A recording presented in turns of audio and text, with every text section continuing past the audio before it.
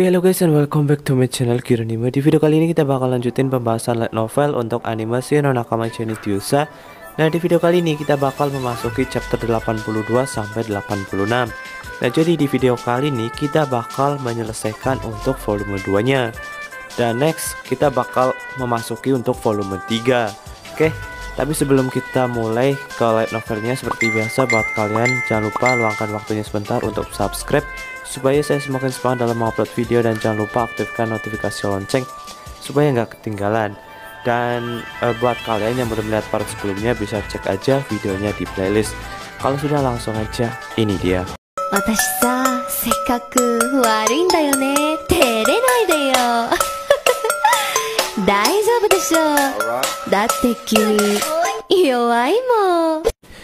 Untuk chapter 82 judulnya adalah Pedang Tembaga. Danan kelelahan, Albert yang menunggu di luar lift segera menolongnya menggunakan extra potion. Itu hanya menyembuhkan luka luar. Darah tidak dapat dipulihkan dengan extra potion, tapi dengan memakan daging. Tetapi organ dalam Danan mengalami luka. Nah, jadi di part sebelumnya kita udah lihat ya pertempuran antara Ares melawan Red, kemudian ada Ruti lawan si Sandan dan yang lain-lain. Dan di sini si Danan itu terkena serangan dari si Sandan, yang dimana organ dalamnya itu terluka karena dikhianati oleh Ares juga dan menyebabkan Danan kalah. Nah, di sini Danan udah muncul di pertempuran genting ya, yang dimana Red dan Lead itu terancam hampir mati guys. Lift yang tengah rusak, tapi nasib masih berpihak padanya. Lift kiri dan kanan masih berfungsi dengan baik. Di saat Danan menyelamatkan Red dan Lead, Albert berusaha mengoperasikan panel kontrol lift. Terdengar suara dentuman. Si Sandan menyerang Ruti menggunakan pedang penembus kesucian, tetapi Ruti masih bisa menangkisnya. Dan di sini tangan kanannya Ruti tersayat guys akibat pedang kesucian tersebut. Ruti melompat mundur dan dia berkata, "Apakah aku salah jika ingin hidup normal?" Kemudian ia memusatkan kekuatan ke kepalan tangan kanannya dan berteriak keras, kemudian melancarkan pukulan tersebut dan menembus tubuh si Sandan, yang dimana membuat si Sandan terkapar dan ambruk. Wah, Ruti berteriak sekuat tenaga dan melepaskan pukulan tersebut, yang dimana mengakibatkan pedang penembus kesucian si Sandan hancur semua menjadi debu oleh Ruti. Dan akhirnya si Sandan pun tewas dan menghembuskan nafas terakhirnya.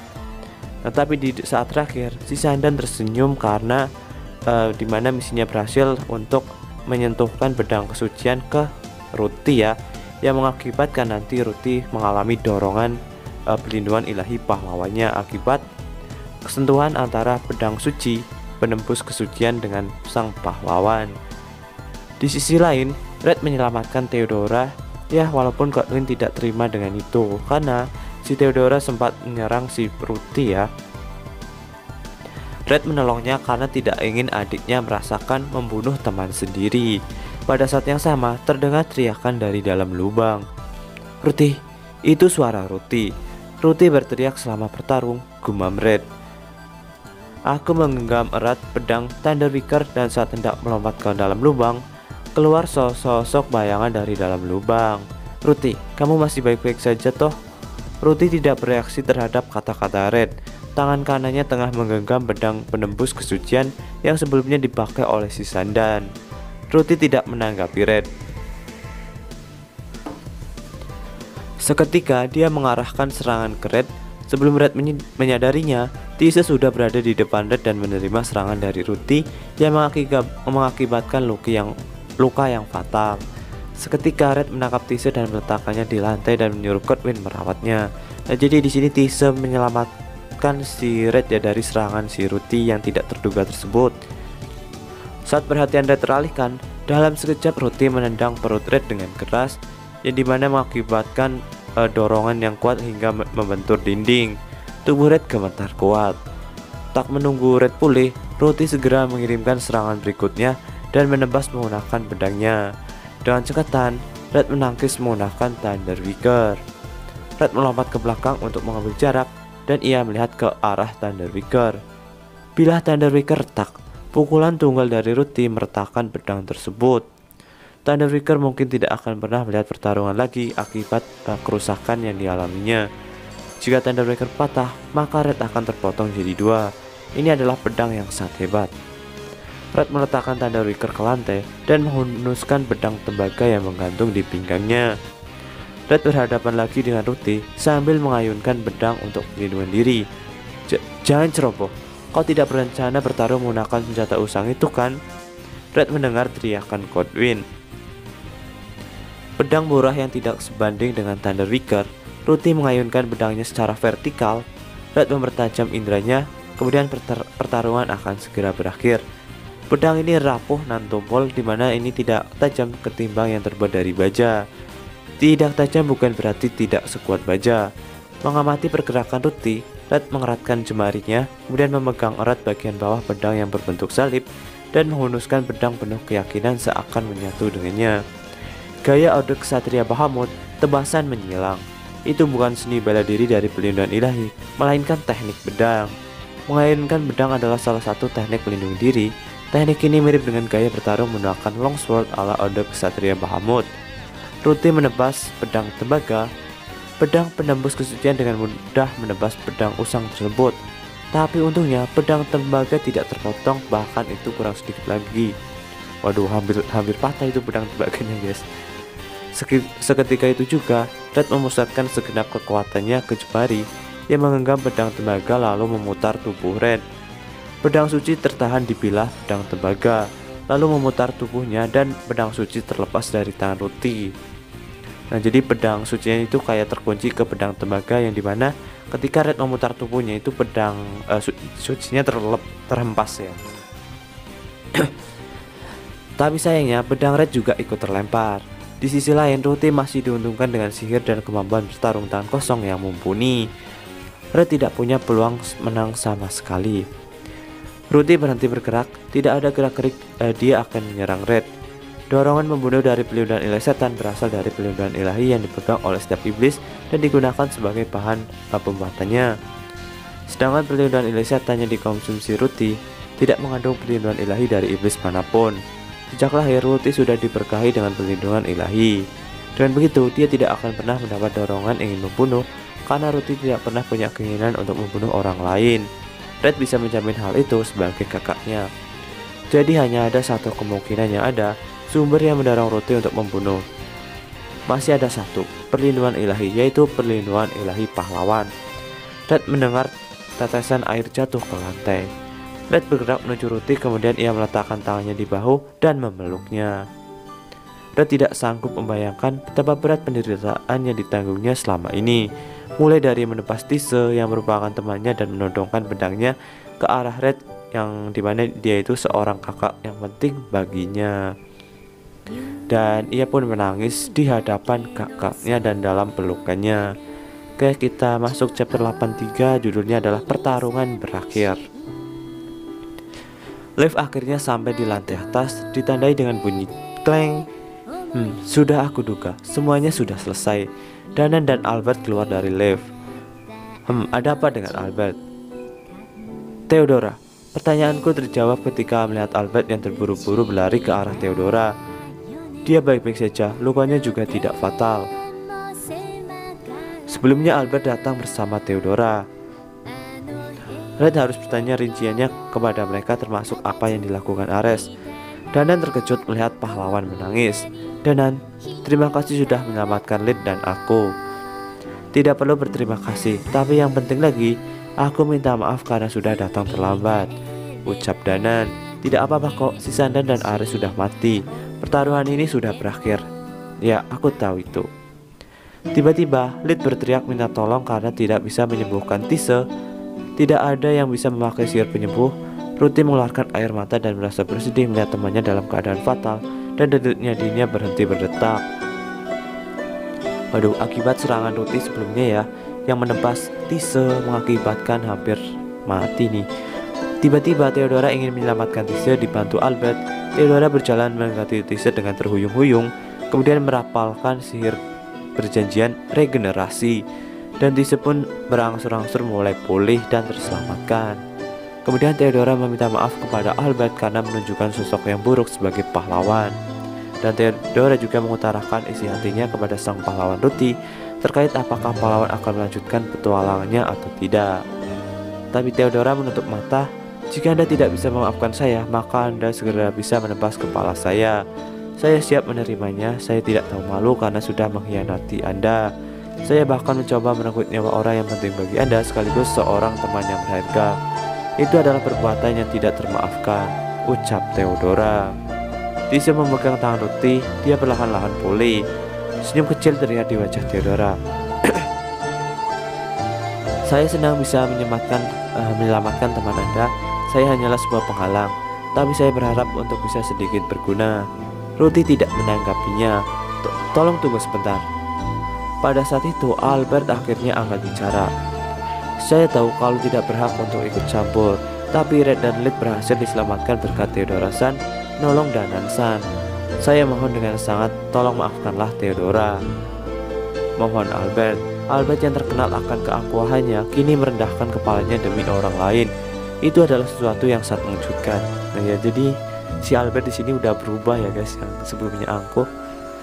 Saya selalu memimpikan untuk menjadi seorang pahlawan. Setelah mengetahui kondisi kalian, saya akhirnya paham betapa beratnya tugas dalam menyelamatkan dunia. Albert melanjutkan seraya menundukkan kepalanya. Ruti mengangguk menanggapi perkataan Albert. Tidak ada yang dendam padamu, jadi aku tak akan melakukan apapun padamu. Tapi Ruti menunduk dan lanjut berbicara. Untuk saat ini aku tidak punya keinginan untuk menjadi seorang pahlawan, kata Ruti dengan penuh keyakinan. Kemudian Theodora pun mengangguk.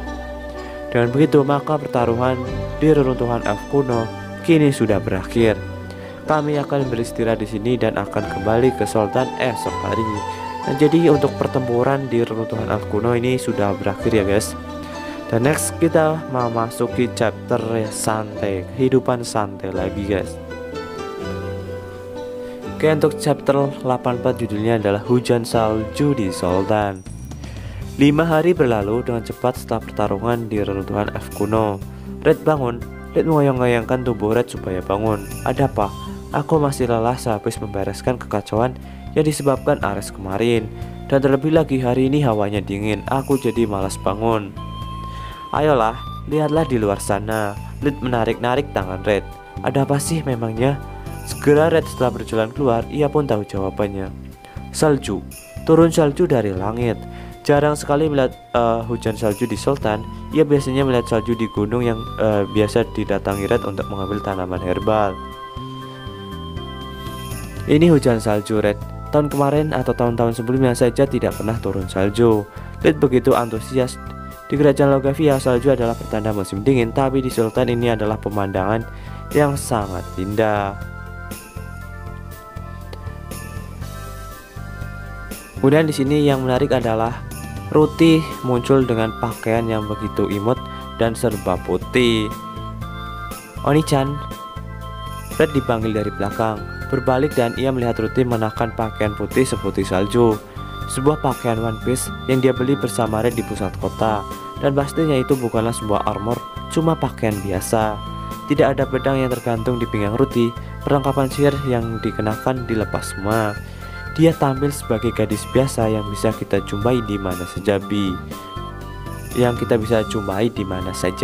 Tapi, hacuh, kamu kedinginan? Tanya Red ke Ruti. Entah dimanapun, baik di Sultan, kalau dia senang mengenakan one piece saat musim dingin, begini tentu saja akan merasa kedinginan. Ruti terlihat begitu senang. Kenapa? Perlindungan ilahinya tentang kekebalan ataupun yang lainnya itu sudah nggak ada guys, atau udah nggak kebal dingin, kebal apa gitu. Jadi si Ruti udah bisa ngerasain dingin, panas dan lain-lain. Perlindungan ilahi baru tercipta di dalam Ruti yang bernama Sin. Menurut Ruti sendiri itu bukanlah sebuah perlindungan ilahi. Artinya itu bukanlah perlindungan ilahi pemberian dewa. Mungkin saja akan terjadi keributan jikalau gereja suci mengetahui hal ini. Ruti juga mendapatkan skill yang disebut Narapati. Skill ini efeknya sangat berlebihan. Bagaimana tidak? Skill ini bisa menonaktifkan skill pelindungan ilahi musuh. Sekarang mungkin Raja Iblis tak akan bisa menganggap remeh Ruti. Waduh. Jadi Ruti bisa menonaktifkan pelindungan ilahi. Ini mah OP banget ya. Ruti sekarang menekan pelindungan ilahi pahlawan Oleh sebab itulah daya tahan dan dorongan sepenuhnya menghilang.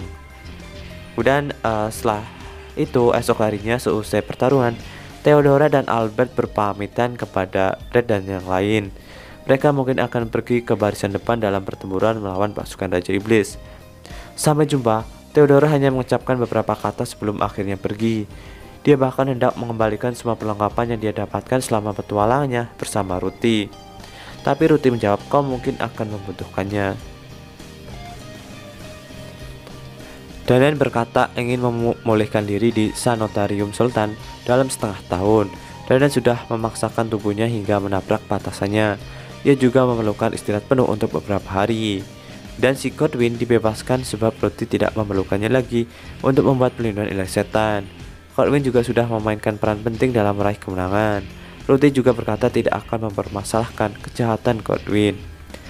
Itu adalah pilihan yang sangat tidak mungkin untuk Ruthie saat menjadi pahlawan. Setelah menerima banyak koin untuk perjalanannya, Godwin memutuskan akan pergi menuju kerajaan Archipelago, di mana wilayah di sana pengaruh gereja suci begitu rendah. Jika aku tinggal di kerajaan Archipelago, maka aku tak akan perlu lagi mengkhawatirkan soal gereja suci. Oh ya, mungkin aku akan membuka apotek di sana. Godwin tersenyum ke arah Red. Dan di sini Ruthie juga tersenyum bahagia. Ruthie menikmati kehidupan setiap hari, seakan kebahagiaannya yang ditekan oleh perlindungan ilahi pahlawan telah dilepaskan sepenuhnya. Oke, kita masuk chapter 85, judulnya adalah pahlawan. Di pagi hari, Gons memasuki toko. Red Gun, Tanta meriang, obat flu. Tunggu sebentar. Oke, jadi di sini si Gons beli obat meriang untuk si Tanta. Apakah hubunganmu dengan adikmu berjalan baik? Tanya Gons. Ya pasti. Red ingin memperkenalkan adiknya, memberitahu teman-teman di pusat kota bahwa ia mempunyai adik perempuan bernama Ruthie. Oke, aku juga akan memperkenalkannya ke semua orang. Bukan Ruthie saja, aku ingin memperkenalkan Tise dan Danan juga. Mereka adalah rekan seperjuangan yang bertarung bersama kami. Di sore hari, Ruthie, Tise, dan Danan pergi menuju gereja di distrik Tengah Sultan. Wahai Dewa Demis yang agung, hari ini anakmu datang pertama dan terakhir ke pemakaman. Tolong terima anak ini di sisimu berserta perlindungan ilahi yang telah Anda anugerahkan. Jika anakmu ini penuh akan kebajikan, mohon bimbing dia ke nirvana. Semoga jiwa anak ini Ares beristirahat dengan tenang. Ucap si pendeta lalu menyemprotkan parfum ke wajah Ares yang terbaring di dalam peti mati. Wangi parfum mawar salju menyebar ke segala penjuru. Ya, akhirnya di sini pemakaman si Ares ya. Ini adalah pemakaman yang cukup sepi karena dihadiri 4 orang dan 2 pendeta. Untuk seorang pahlawan ini mungkin terlalu sepi. Dan di samping itu, kenapa bisa ada 5 pedang penembus kesucian ya? Pedang penembus kesucian adalah pedang yang memiliki panjang sekitar 1 meter. Manusia dan elf hanya mempunyai 2 tangan. Menggunakan 2 pedang saja sudah lebih dari cukup. Tapi kenapa bisa ada 5 pedang? Ia bisa menerka kalau itu bukan untuk cadangan. Ia tidak berpikir bahwa dewa sebaik itu. Pedang legendaris yang diberikan dewa selain pedang penembus kesucian, ada pedang lain yang disebutkan di sebuah mitos. Tapi pedang itu jumlahnya hanya 1. Red tidak pernah mendengar tentang pedang cadangan. Dari apa yang Ruthie dengar dari si Sandan, besar kemungkinannya ialah kelima pedang penembus kesucian itu tidak terlalu banyak, tapi yang sebenarnya itu kurang karena pahlawan generasi kedua hanya menggunakan 1 pedang. Benua kegelapan di bawah tanah negara Asura, Asura Koketra, dengan ibu kota istana Raja Iblis berdiri. Sosok besar duduk di singgasana. Ia memiliki tinggi lebih dari 5 meter saat berdiri. 6 tangan kanan dan tubuhnya dilatih sedemikian rupa untuk mewujudkan tujuannya. Wajahnya garang, mata ketiga yang ada di dahinya melotot tajam. Sang Raja Iblis, Tarakson, ia adalah Raja Iblis yang menyerang benua Avalon. Sosok gagah berani dari Iblis Asura. Tarakson adalah orang yang mengambil kekuasaan setelah membunuh Raja Iblis. Tarakson menggerakkan keempat tangannya seakan sedang mencari sesuatu, sedangkan 2 tangan sisanya membuat segel di depan dadanya. Cahaya berkumpul di bawah kaki Tarakson. Cahaya menjadi menyilaukan dan terbentuklah gumpalan besar. Gumpalan besar itu terus bertambah besar dan terbentuklah sosok yang diinginkan. Menjadi sosok Iblis Asura, si Sandan. Si Sandan bersujud, seraya memandang sosoknya. Raja Iblis berhenti mengerahkan tangan dan angkat bicara. Oh, wahai pahlawan, sungguh mengecewakan melihat dirimu mati. Jiwa iblis Asura yang tidak tercipta oleh Dewa Dimas akan keluar dari peredaran jiwa. Jiwa iblis Asura selalu kembali ke Raja Asura dan mereka akan terlahir kembali. Iblis Asura bukanlah ras yang kuat. Tatkala dunia dipenuhi dengan sin, para pahlawan Asura dikalahkan berulang kali. Iblis Asura yang mengalami kekalahan akan belajar dari kekalahannya. Mereka terus bertarung pantang menyerah dan akhirnya mampu mengalahkan Raja Sin. Keinginan yang tidak mau menyerah itulah yang menjadikannya seorang pahlawan. Begitulah filosofi Asura. Kau bisa berlatih untuk mengembalikan kekuatanmu yang hilang. Pahlawan Sisandan. Baik, Sisandan mengangguk kuat meskipun ia ras Asura yang mampu hidup kembali. Kekuatannya yang dimilikinya akan menghilang begitu mati. Akan tetapi kekalahan memberi mereka motivasi untuk menjadi lebih kuat lagi. Karena itulah tidak ada iblis Asura yang takut mati atau kalah. Sisandan teringat dengan serangan tunggal dari Ruti. Ia sangat kagum dengan kekuatan penghancur tersebut. Apakah ia berhasil menjangkaunya? Jalan yang panjang menanti di hadapan Sisandan. Sisandan menyeringai. Waduh, jadi Sisandan bisa hidup lagi guys. Mungkin dulu alasannya dikira udah mati, yaitu dibangkitkan lagi guys. Nah ini kalau iblis Asuranya masih ada, besar kemungkinan nanti kalau Sisandan mati bisa dihidupkan lagi nih. Waduh. Ini chapter terakhir adalah Ruti berbalik dan tertawa bahagia. Kamu akhirnya bebas. Lakukanlah apa yang kamu inginkan, tapi bukan sebagai pahlawan, tapi sebagai dirimu sendiri. Dia pun memutuskan ingin menjadi petualang, di mana dia bisa memilih antara ingin menolong dan tidak ingin menolong saat tidak ingin. Red berpikir, Ruti sama memanglah seorang pahlawan. Pahlawan yang bertarung atas kehendaknya sendiri, bukan atas dorongan perlindungan ilahi. Ia mengangguk menanggapi perkataan Tise. Begitulah kehidupan santai Ruti, hidup tanpa terkekang oleh perlindungan ilahi pahlawan. Dia berjalan keluar dengan bebas tanpa dipaksa oleh apapun.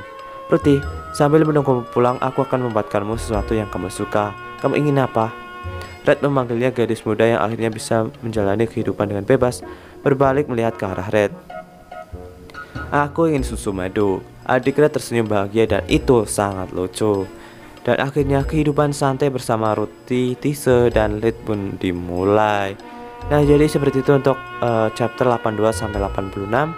Oke, mau cukup sekian ya. Nah jadi seperti itu.